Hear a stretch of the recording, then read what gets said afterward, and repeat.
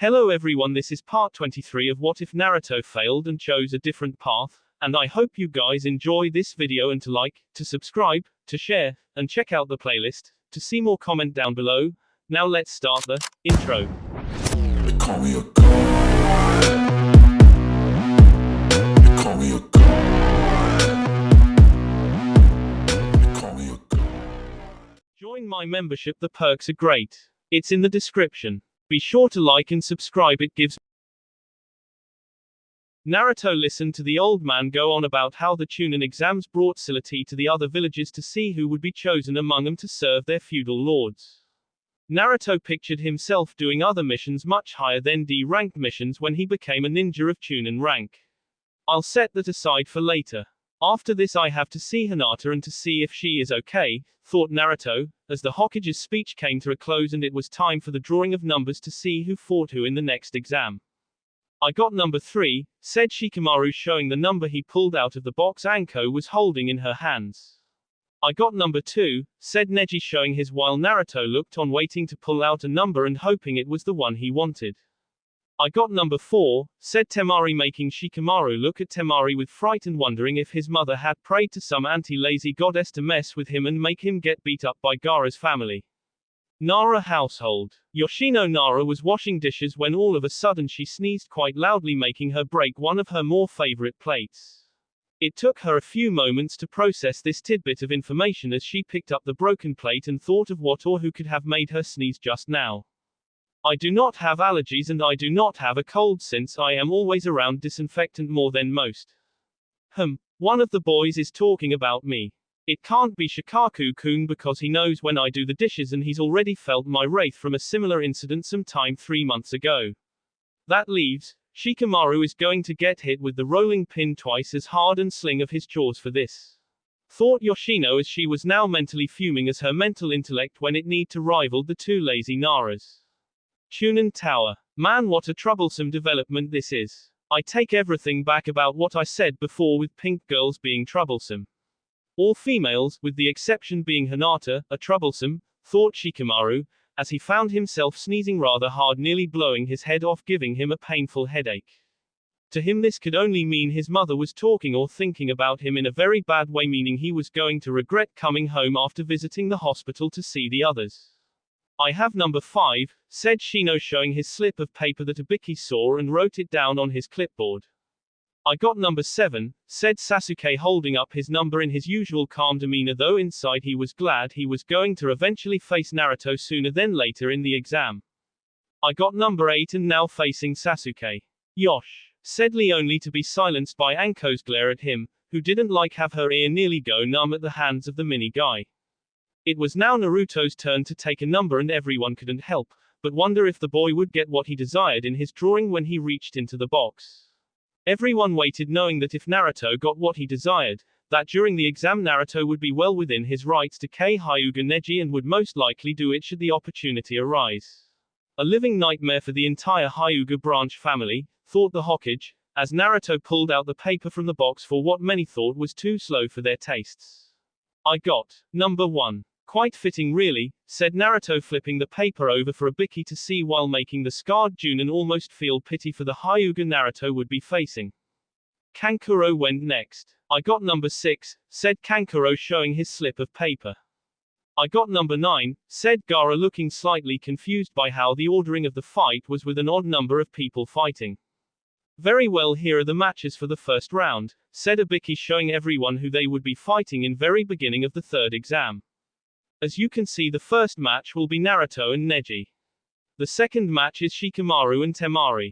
The third match will be Shino and Kankuro. The fourth match is Sasuke and Lee. As for you, Gaara, the winner of the fourth match will face Gaara right after a brief intermission of 15 minutes to help the winner of the fourth match recover, said Hayate as he pointed to the clipboard Ibiki was showing. It does not matter to me as long as I destroy Neji when the time comes, thought Naruto, looking at Slade, who nodded his approval of action needed to take the Hyuga down. Now granted, Slade was a psychopath at heart as well as a demon lord that go along with his hobbies. However, he too once knew what it was to be loved by someone despite his chosen profession. Even now with the beautiful genjutsu mistress Yuhi Kurenai, he was reliving it all again through her. In short, Slade felt honor and duty bound to see his apprentice and vessel live up to the claim of taking the Hyuga's precious eyes from his face. Patience, Naruto. Remember what I told you about having patience. The lack of it was what caused my first apprentice to do reckless things. Things that nearly cost him his dear friends, thought Slade to Naruto, making the boy mentally nod, as he had been told stories of this Robin character from Slade's previous life. Well, now that is over and done with, I will leave you all to do your training for the 1 month that you have. Good luck, said the third Hokage, leaving with the others in a puff of smoke. Naruto moved in a single motion to the other demons still on the balcony floor, looking at them all before nodding and leaving in one big swish of wind and leaves. I guess Naruto is going to head to the hospital to check on Hinata and the others. I assume that all of you want to go too, said Shikamaru, looking at everyone except for Neji, who let out a snort as if what Shikamaru said was a poor joke. Might as well, seeing how we have to go there for Kiba, Akamaru, Tenten, and Shoji, mumbles, though he's more asleep than knocked out. Plus let's not forget Hinata and the condition she was in, said Ino, casting a semi-glare at Neji, who ignored it like it was nothing. I'm going only to see Tenten so she can help me with training. After that I am leaving, said Neji, looking at them with a heavy glare, making some of them sweat a little. Count me out. I don't have to worry over anyone.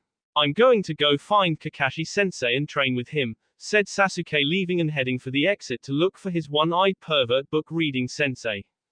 Kohono Hospital. Kurama and Hiashi had entered the hospital several minutes earlier and made their way to Hinata's room to see her.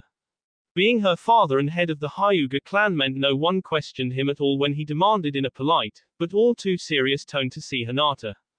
The head of the Hyuga clan was quite surprised to learn that demon foxes had taken his daughter to the hospital and were now watching over her as if she were their own.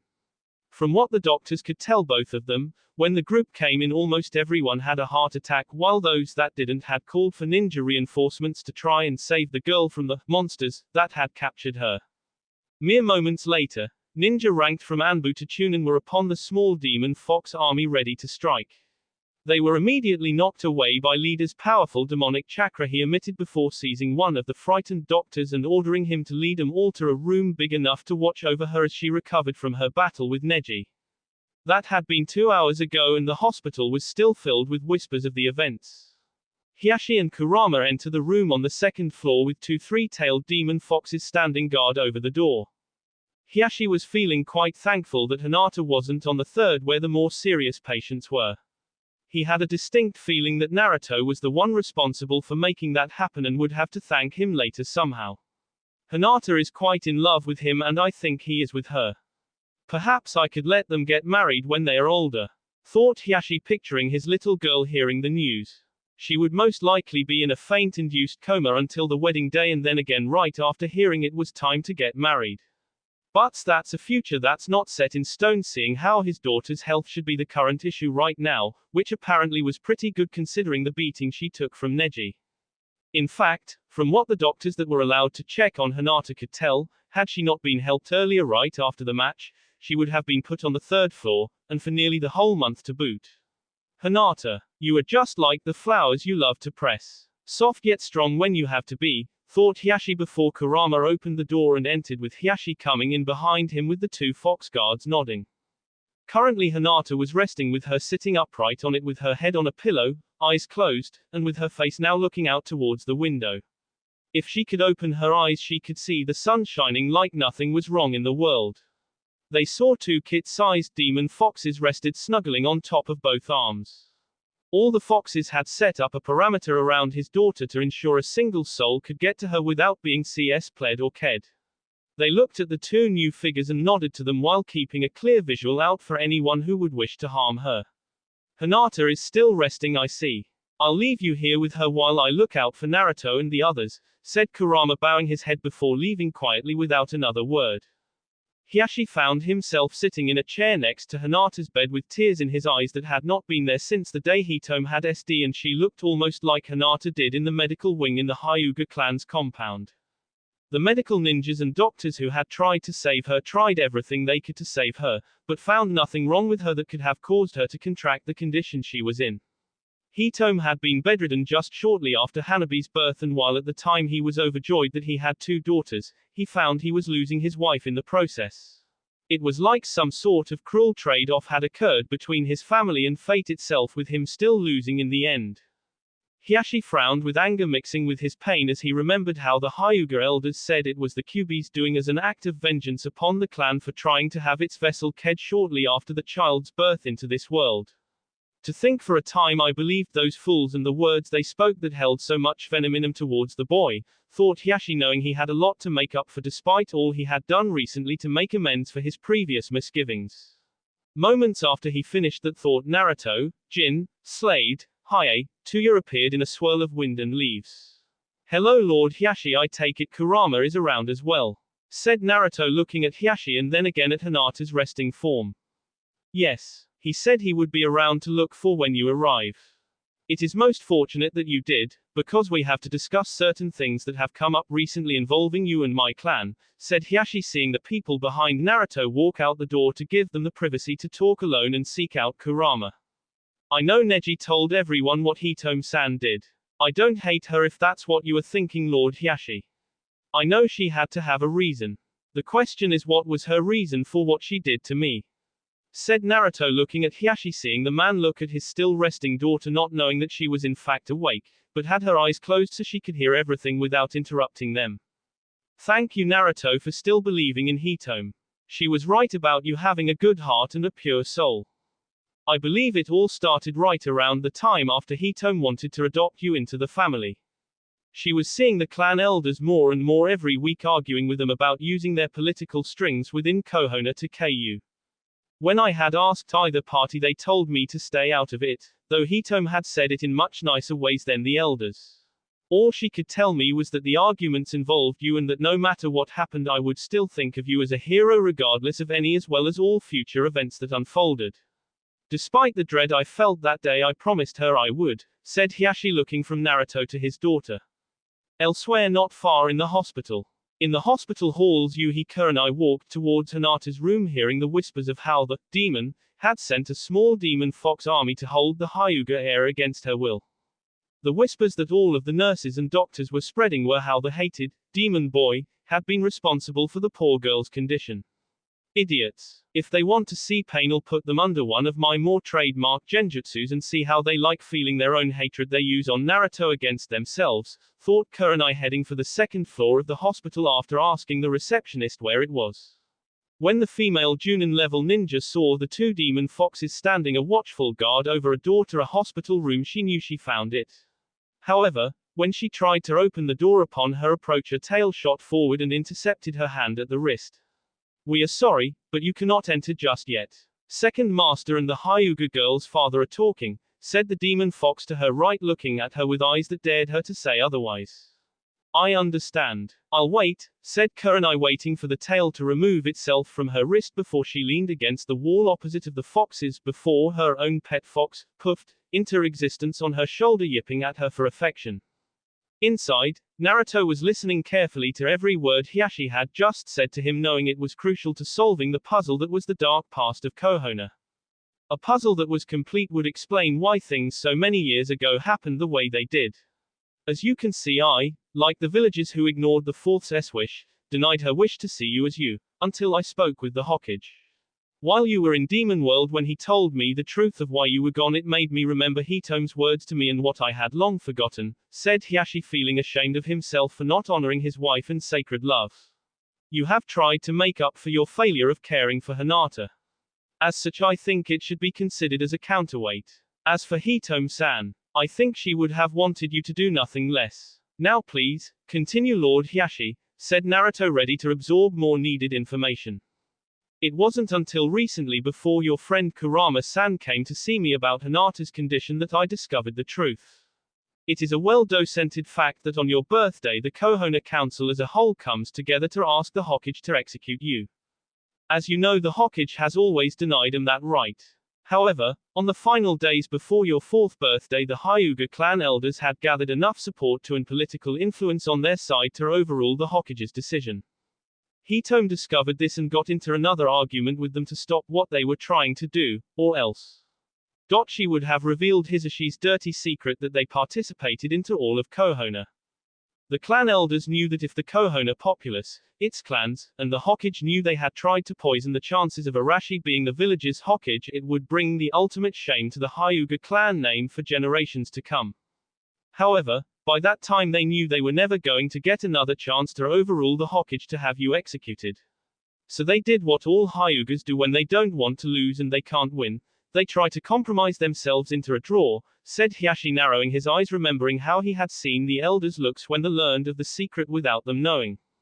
A draw. What was the compromise? Said Naruto, frowning, not liking where this was going and the outcome of it all. The clan elders all agreed to hold off using their political leverage, the hatred of you within the other clans, and the village to have you executed. In exchange, Hitome had to put the Hyuga blood seal on the back of your end that would activate shortly after you used the Kyuubi's chakra. The stipulation was only she could remove it with her blood if all the clan elders approved of such a move. She tried long after she was pregnant with Hinata's sister Hanabi, and that was when her health failed her and she SD. The elders were more than pleased, but by the time they rallied enough support to have you executed again, the Hokage met them in secret, presenting them with a copy of a letter that was written by Hitome to Sarutobi about what she had done and why. She didn't name names among the elders, but the letter itself was more than damaging to protect you from their second legal attempt on your life, said Hiashi, rising from his chair to face Naruto, who could only look at the boy with saddened eyes at the darkness that had reached the once noble Hyuga clan. Lord Hiashi, said Naruto, but was stopped as he watched, shocked, as Hiashi got on his hands and knees in front of Naruto with his head touching the cold hospital floor beneath them. Please, Naruto-san, I ask of you. I beg of you to please forgive my wife for her betrayal of you and what I have done to dishonor your father and what he SD for, said Hiashi, as tears fell down his face as images of Hitome came to his mind, repeating those words to him she had said over and over again about seeing Naruto as a hero and not a demon. Ever since he had denied her request after her death, he had been having nightmares of her frowning, scowling, and even yelling at him that he had forgotten. In almost nearly every single nightmare she never told him what he had forgotten, and soon after constant mediation he quashed the nightmares he had been having into submission. It was also at that time he had become cold to Hinata and considered her weak. What a fool I was back then. How could Hitome have loved a fool? Thought Hiashi with his head still bowed in front of Naruto, awaiting his answer. Lord Hiashi, I do not and never will hate Hitome-san.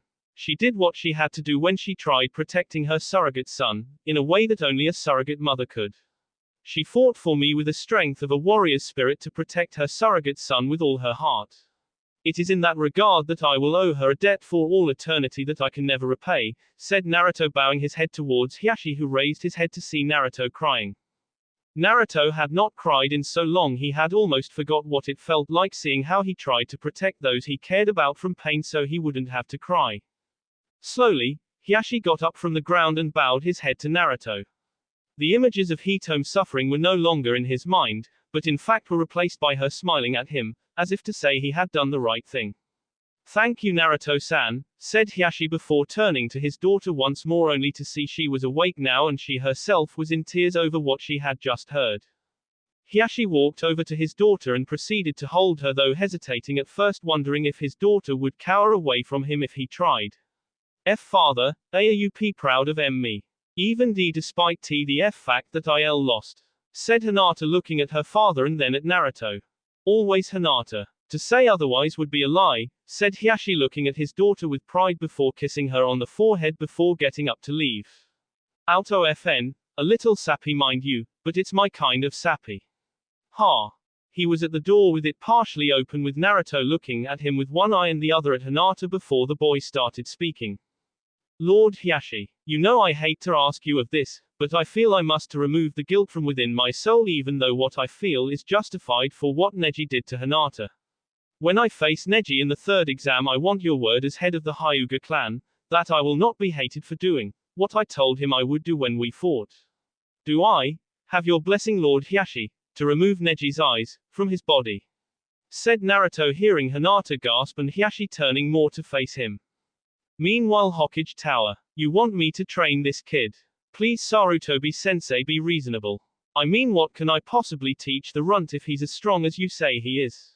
said a long white-haired man, finding that if it wasn't for a square box with eyes holes in it unleashing a smoke bomb right behind him doing his research, he would have never been discovered. Shinobi or other for that matter. In Jiraiya's mind it seemed unfair to get beaten up over looking at such good assets of the female body. Even more when the kid and his friends who interrupted him didn't get hit once. Thought the man remembers seeing how the women patted the boy and his friends on the head for being such pervert haters. Jiraiya, I know you swore never to take on another apprentice again after your student Arashi SD, but be reasonable. The boy is the fourth son and you would dishonor him if you didn't teach Naruto what knowledge you could. Perhaps he would like to possess a contract with the Toads. I hear Gambunta misses the fourth even more than you did, said the third Hokage looking at his slightly younger student of a man now in his 50s. Yeah, well, that's probably because that giant wart maker liked sending his subordinates to interrupt my researching, getting me beat up a lot. A similar beating that I got from your grandson and his friends for doing earlier, said Jiraiya, seeing how he had a good deal of bruises over his body and a mean-looking busted lip on his face. My grandson did me a good service in doing this, Jiraiya, seeing as how I will need your help down the road with another student of mine that looks more like a snake than man, said Sarutobi, turning his smile into a serious frown, making Jiraiya become suddenly all serious looking as well. So what I heard through my spy network is true. Well, if I were him I would set the stage for the attack sometime during the end of the exams near the final 2 or 3 matches depending on how they all go. No doubt he plans to KO you, so in case he doesn't win the battle he hopes to win the war he wants with a weak Hokage taking your place. Who else is coming to this event beside the feudal lords and such? Said Jiraiya, thinking of how Orochimaru would strike. The Gaara's father, the Kazekage, along with his Suna bodyguards will be seated next to me during the Chunin exams. You don't think he'll be disguised as one of the guards, do you? Said Sarutobi, frowning as it seemed to unlike his old student. As a bodyguard? No, not his style, seeing how such a disguise would be beneath him in his own egotistical way. If anything, I would say, the Kazekage himself. Remember that the Kazekage was always shielding most of his face around other people when he is out in public, including you, sensei. If anything, Suna has been played for chumps by the hand of Orochimaru and his Sound Village, and they don't even know it, said Jiraiya, finding it frightening. He knew how his old teammate worked. This means that the so-called Suna bodyguards are really nothing more than that of the Sound Shinobi that personally guard Orochimaru.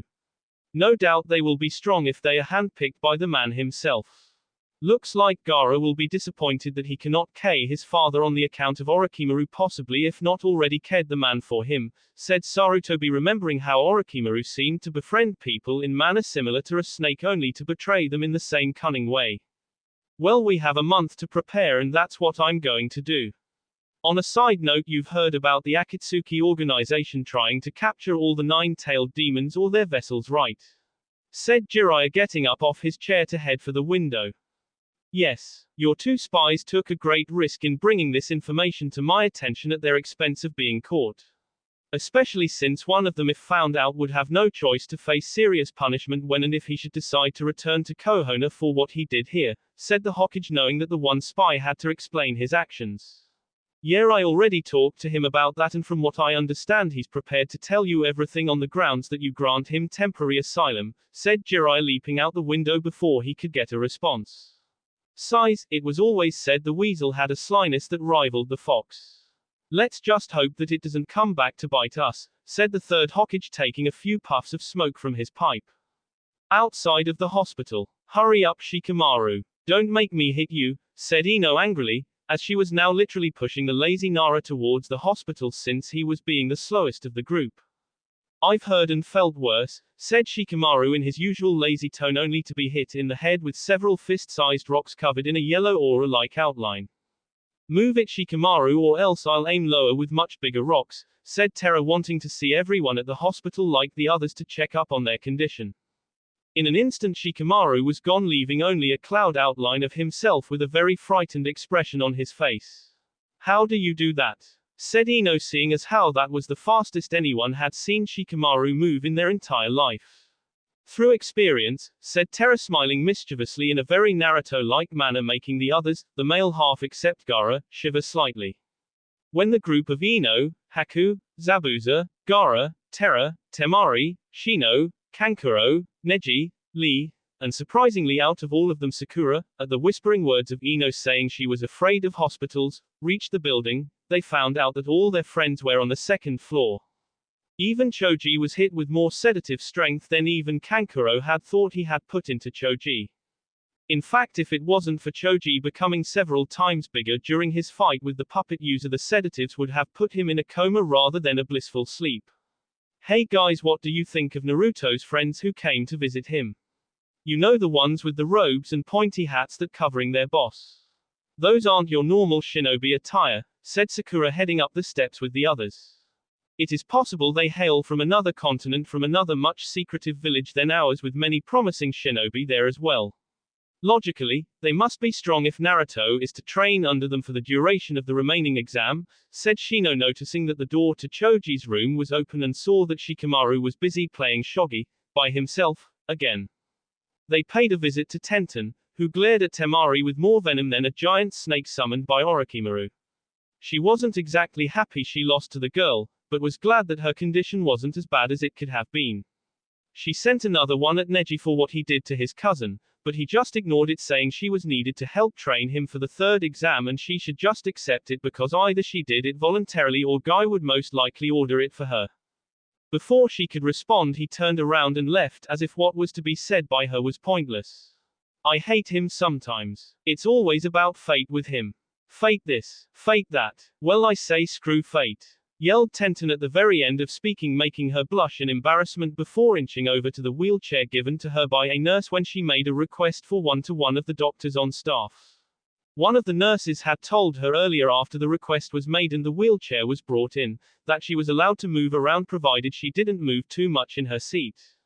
Once in the wheelchair, Lee pushed it from behind with a lot of enthusiasm that made Tenten nearly scream once he started nearly knocking her out of the chair.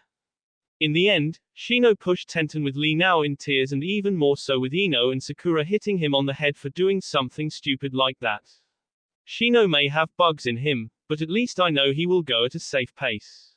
If only Naruto was here behind me to do the pushing. Wait, what did I say?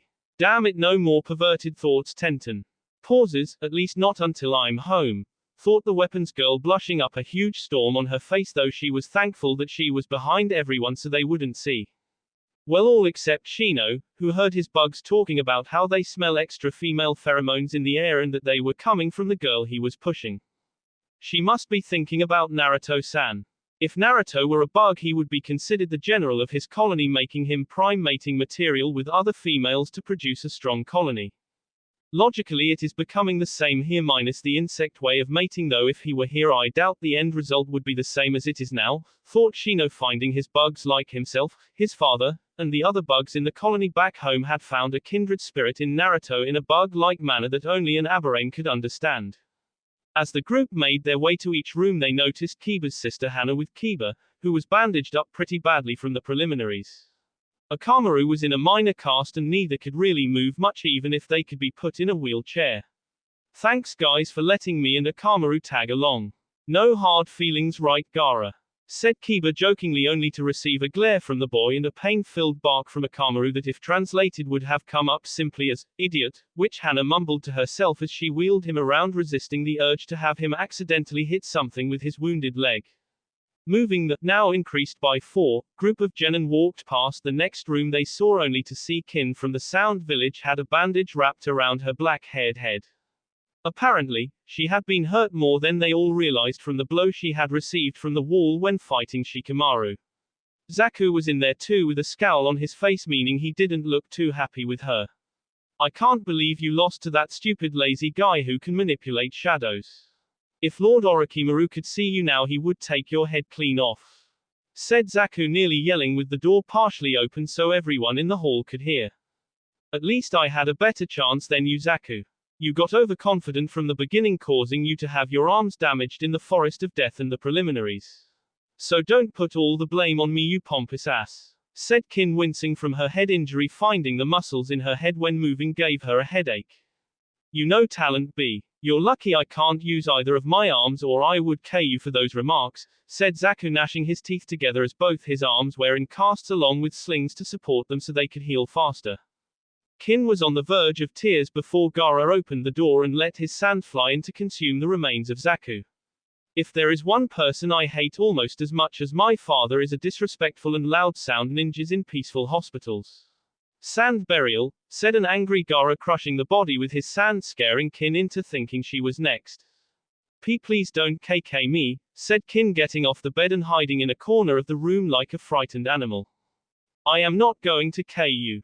However, I would suggest to you that you take this time and opportunity to reconsider what village you work for. You should this, before you find yourself on the battlefield facing the wrong people for all the wrong reasons, said Gaara as he now recalled back his sand before exiting the room. Wait, can I come with you? Said Kin, as she didn't want to be in the hospital all alone since it was next most uncomfortable thing for her aside from being near Zaku. I don't see why not. The more the merrier. Right, said Tenten, looking at the others in her wheelchair state. Of course she can. Now let's find Hinata's room and cheer her up, said Ino, throwing her fist into the air that nearly hit Shikamaru, as he had reunited with the group along with a now fully awake Choji, who after smelling some food from a nearby cart being pulled by a nurse sat right up. Let's go Ino before you break someone's jaw with that, said Shikamaru, barely missing the now angry girl's incoming fist, hitting an injured Kiba, instead causing the dog user to scream in pain. Outside Hinata's hospital room, Kurenai moved to the door when she noticed it was slowly opening, only to stop almost as fast the door did in opening. That's strange. Someone clearly opened the door, thought Kurenai, puzzled, and wondered if she should try to open the door further herself. She would have, had it not been for the large group of genin to her left approaching her to see Hinata for themselves. Well, this is a surprise, said Haku, though in truth the girl, like everyone else, knew it was not, considering that Naruto wanted to protect the girl at all times. Kurenai smiled at the group as they came closer to Hinata's room, while the two demon fox guards eyed all of them before nodding their heads in approval. However, they did raise an eyebrow at Kin with suspicion, considering she had the scent of snakes on her despite it being faint, but in the end they approved, seeing no evil in her eyes. They were all about to enter when they heard Naruto's voice coming from the room. Do I have your blessing, Lord Hiashi, to remove Neji's eyes from his body? Said Naruto, making everyone's eyes widen in shock and fear. Shino had to cover Tenten's mouth to prevent her from releasing her gasp, as she knew enough about the Hyuga clan to know that they treasure their eyes and bloodline more than their own lives. He's going to do that to Neji during their fight. I thought he was being overdramatic to frighten him. That would CSPLE Neji along with CSPling his life as a ninja. Although from the way he acted towards his sister I probably would have done the same thing. Why can't a guy fight for me that way? Thought Tenten, yelling the last part in her head to herself, with her external face showing her eyes were on fire with jealousy that Hinata was the closest to possibly the nicest guy outside her team.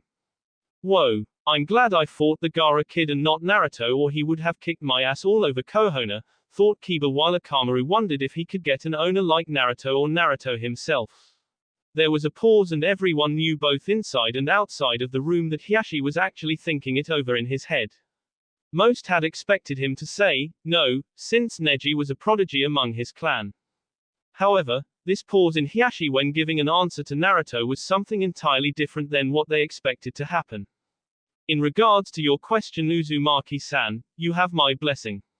In your fight with Neji, should you wish to take out his eyes, you may do so without the worry or fear of all and if any future consequences, said Hiashi with a resolved yet still heavy heart as he opened the door all the way, seeing the others standing there, nearly missing the sound of Hinata's gasp since it was nearly blocked out by everyone else's when they stared at him in disbelief.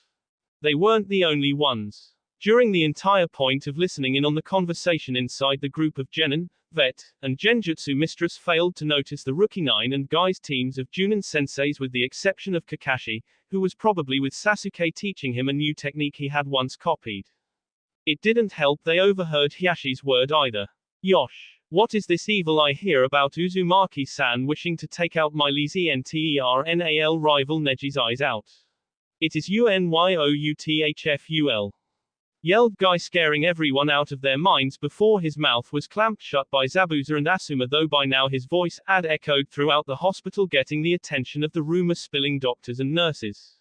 You idiot. Now everyone will know what you just said and try to prevent Naruto from entering the third exam, said Zabuza, now holding Guy by his vest, staring at the man with mouse intentions for possibly endangering his nephew.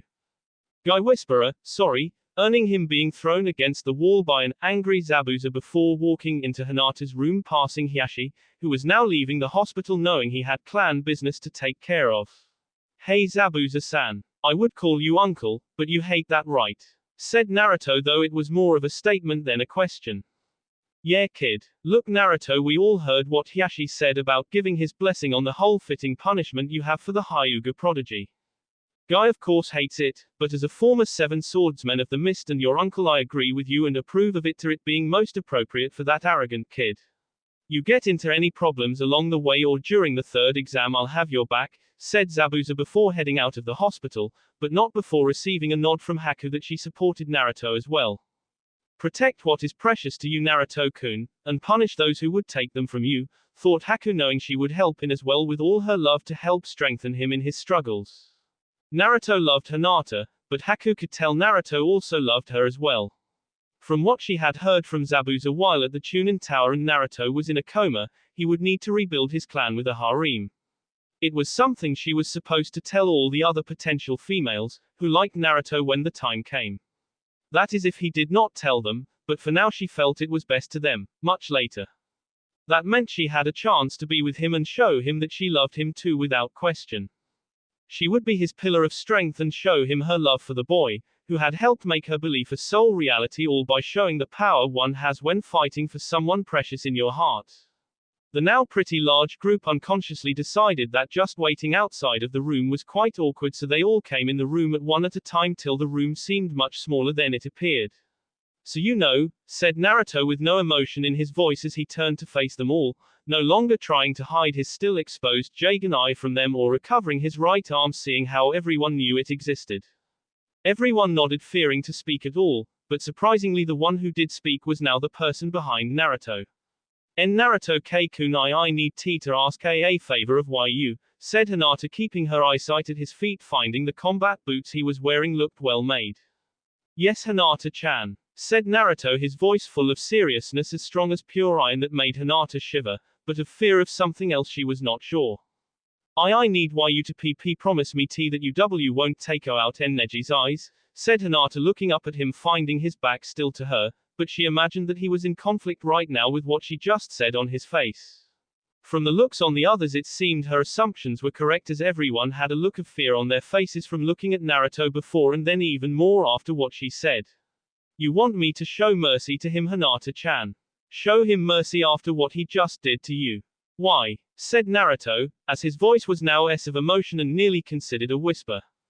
I know why you don't want to show mercy Naruto-kun, and I understand that, but he is family A and F family have to look out for each other, said Hinata, as she noticed his right hand semi-closing and opening while dragon tattoo of Dragona was pulsing around his arm.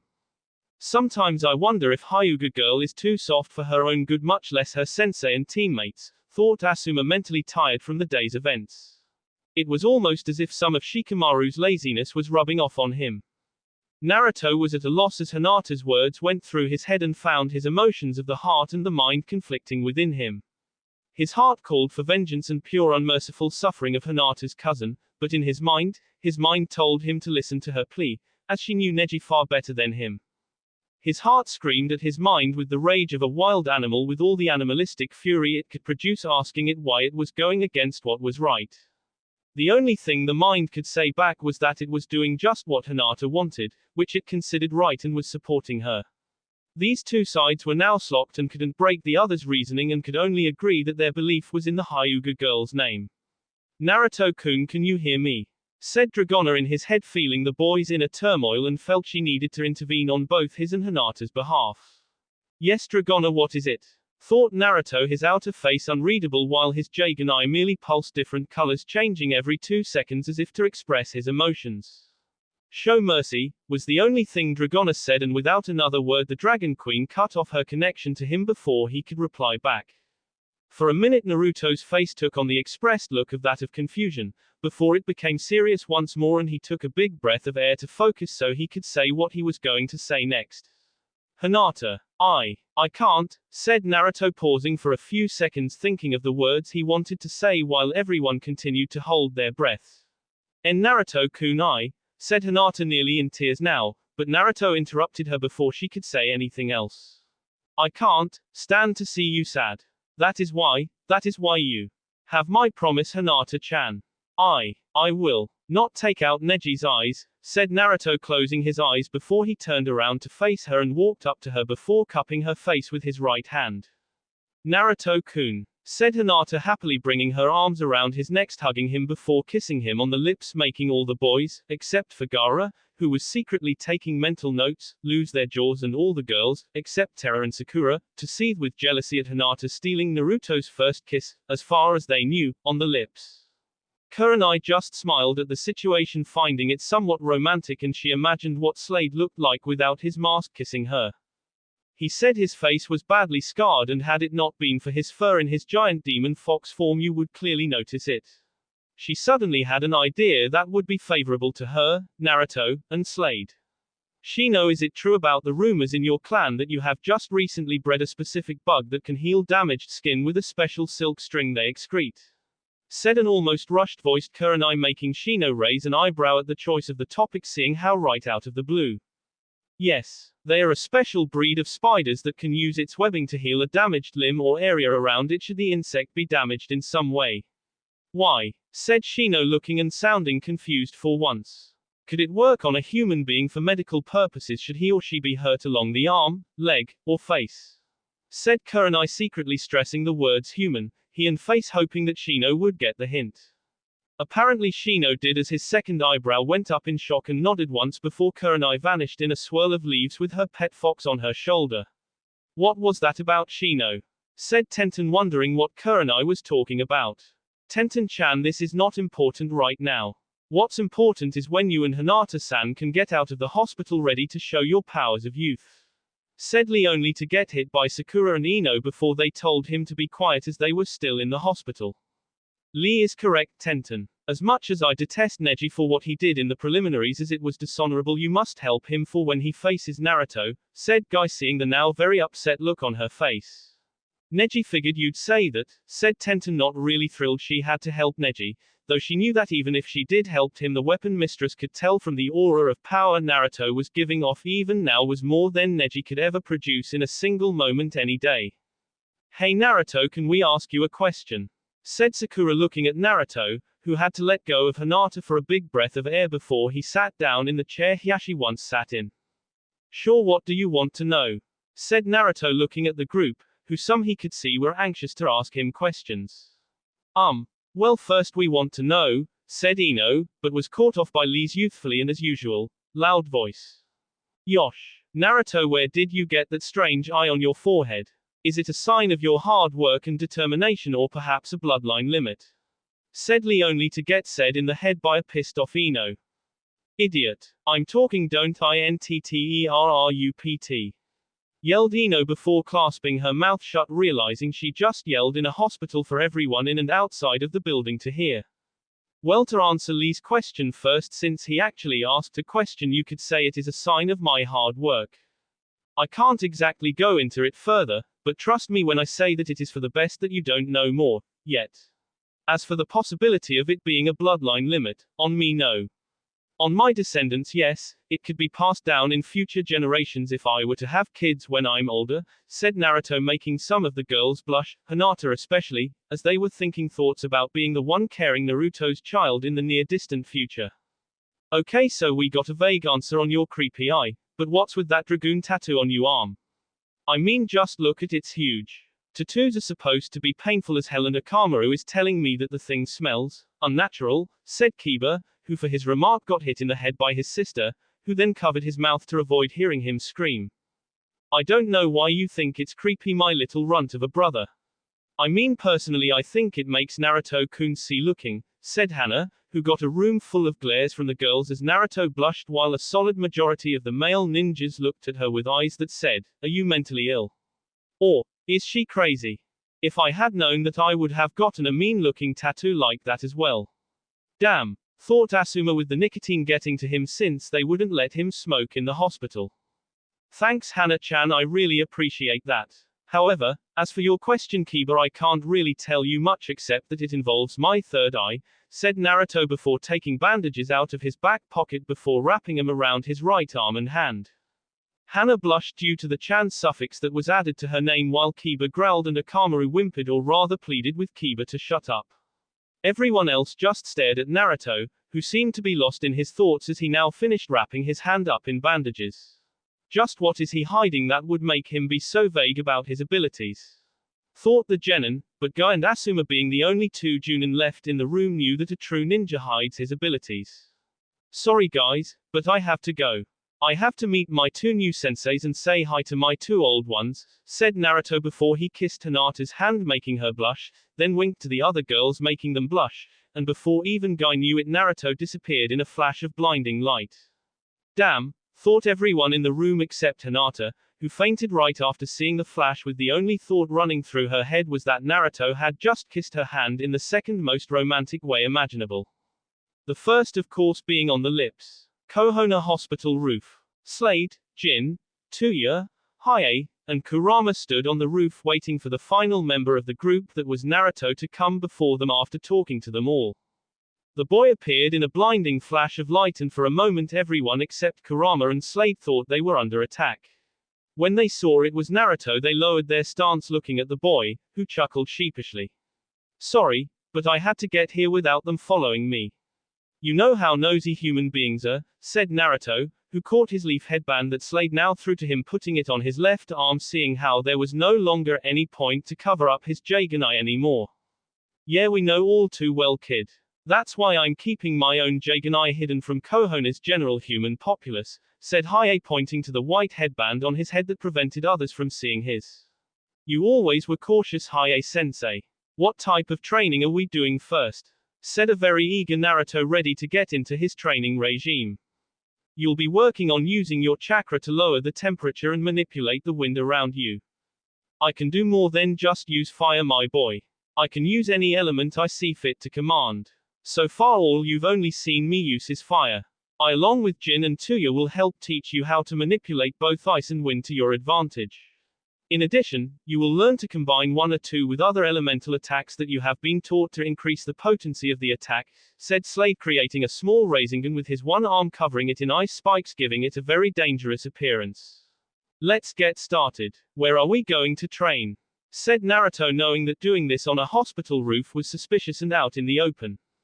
Well seeing how Tuya, Hiei, and Kurama came all this way here to see you we thought going to them hot springs building we saw earlier would suffice. This way you do two things at one by relaxing and train at the same time says me, said Jin smiling behind his pointy hat of a mask. To the hot springs, said Naruto before they vanished in one big puff of smoke unaware that a man with glasses and considered a rank of elite Junin was watching them hearing what Naruto said at the end. That demon is heading to the hot springs. I must stop him at once from defiling it with his friends, thought Ebisu adjusting his glasses before heading to the hot springs himself.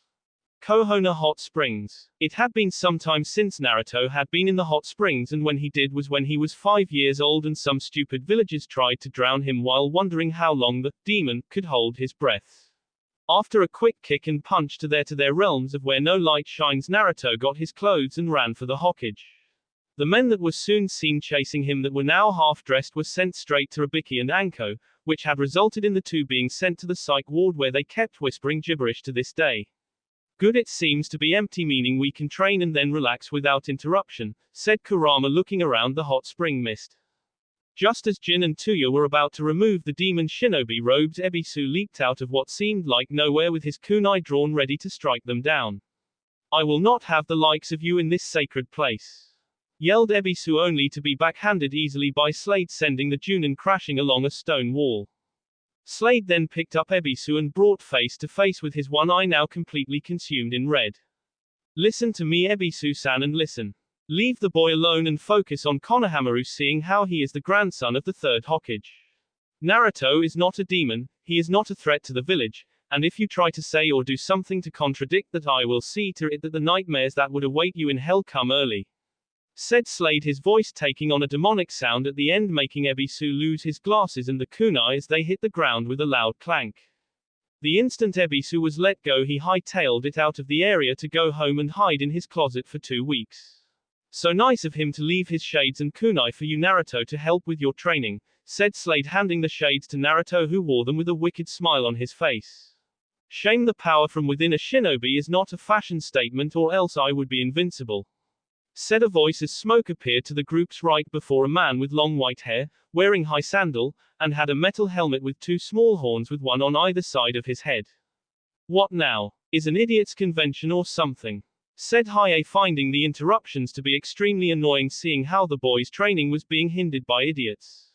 It is I, the great Toad Mountain Sage and seest ninja since the 4th Hokage Jiraiya. I write the ever wonderful Ica Ica Paradise series that all, who after reading fall in love with it. I am here at the behest of the 3rd Hokage to assist in your training, Naruto, said the man on a giant bullfrog, doing a weird dance that made everyone shudder at the mere looking at it. Just what I need. A sensei who's a perverted writer. Are you sure you're not drunk? Said Naruto, making the man fall flat on his face off the bullfrog halfway through his dance. Look kid, I am serious about training you. I was the one who trained the 4th and taught him everything I knew, said Jiraiya, though he mentally added to himself, except for being a pervert. Yeah, I know. You taught Dad everything in the way of the ninja, but when it came to being a pervert you failed miserably, said Naruto, making Jiraiya fall flat down on his face again. You brat. I'm not just any old pervert. I am a super pervert. Unfortunately, like your old man, I'm getting no respect from you, said Jiraiya, folding his arms while he grumbled about how it wasn't fair that perverts and weren't honored more. No one respects perverts in Konoha, you idiot. What makes you think they'll want to be near a super one like you? Said Naruto, making the Sannin have steam come out of his ears. My book is sold in Konoha more than it is anywhere else, so I would say that a very vast majority of Konoha loves what I do and how I get my research, said Jiraiya, thinking there was no way the kid could beat him with that strong point. Yeah, you're right. The vast majority that are perverted, 30-year-old virgins, and can't get a date with anyone civilian or ninja do love your book, said Naruto with a smile, earning him angry eyes from the Sannin. Fine. See if I care if you lose to Neji in the 3rd exam. To think I was going to give you a contract with the Toad boss, said Jiraiya, now walking away before both Hiei and Kurama appeared, blocking his exit. A summoning contract. With toads. Like my father Kazama Arashi did. Said Naruto, interested as he nearly forgot about the contract since he already had one with foxes.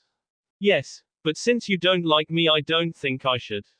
Give me one good reason why I should even give you the Toad summoning contract. Said Jiraiya with his arms crossed over his chest yet again. Because if you don't, I'm going to kick the holy hell out of you and then throw what's left of you into the women's section and scream out, pervert. Loud enough for all to hear. Not only that, but I'll do it every time you come here for your researching, you use for your book, said Naruto, hearing the women hear the word pervert and scrambled out of their section to get dressed and complain to the manager. By now Jiraiya was starting to sweat quite a bit, and it was not from the heat of the hot spring.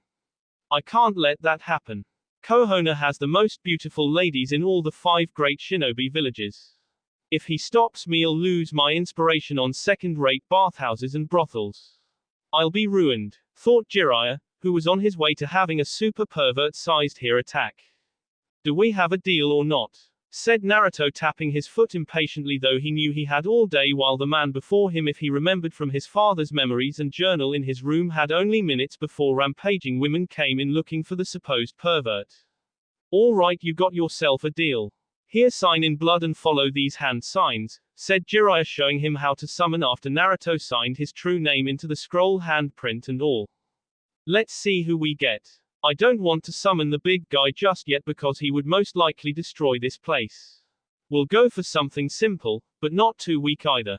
Ninja art, summoning jutsu. Said Naruto, summoning a small toad that was orange and had smirk on him that said he was intelligent than you average animal. Hey kid, I'm Gamakichi, the son of the toad boss Gamabunter. Are you the one who summoned me? Said the little toad, looking from Naruto to the Sannin, who just looked on with mild interest. Yeah. Name's Kazama Uzumaki Naruto. I'm the son of your dad's favorite summoner Kazama Arashi, said Naruto, making Gamakichi to drop his jaw in shock, not believing what he just heard. Are you serious? Oh man, when I tell Pops he's going to flip out, though I don't think he's young enough to do that again. Anyway, I'll tell Dad who summoned me so he knows I'm alright. And speaking of my dad, he wants to know why the pervert over here hasn't been summoned in some time. You're probably afraid he's going to stomp on your butt for being so lecherous, right? Said Gamakichi, shocked as he turned from Naruto to Jiraiya, who was trying to sneak out only to be caught and blocked by both Tuya and Jin. Hey, if that old toad fart of a father of yours would just let me live my own life, I would summon him more than when I need him, but since he doesn't, he's getting very little free time, said Jiraiya, pointing an accusing finger at Gamakichi, as if it was the toad boss's fault. I'm telling Dad you said that and he's going to stop on you when he sees you next. As for you, Naruto, I'll tell Dad about you and when you decide to summon him to give you a break. See ya later, said Gamakichi before going poof, while Jiraiya went pale at the thought of the toad boss Gamabunta jumping on him repeatedly and putting him in the hospital for months on end. As super perverts misfortune would have it, the women from the other side of the hot springs had, despite the manager's protest, come over to the male side.